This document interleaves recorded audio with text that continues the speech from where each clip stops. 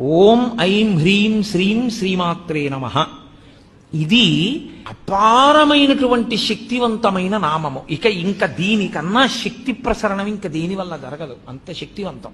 ఈ శక్తిని ఎందుకు తీసుకొస్తారంటే ఈ బీజాక్షరాలతోటి ఓం అంటే ప్రణవం.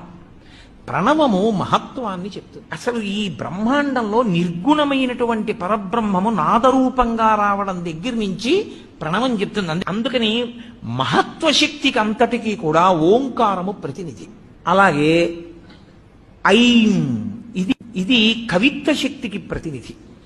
అలాగే పటుత్వం కలగాలి అంటే హ్రీం. అలాగే సంపదలన్నీ కలగాలి అంటే మనం చెప్పేటటువంటిది శ్రీం. ఇవి నాలుగు చెప్పి ఇవి ఎవరి వల్ల వస్తాయి? ఇవన్నీ కదలికలకి సంబంధించిన విషయాలు. ఇవన్నీ ఆదిశక్తి వలన వస్తాయి.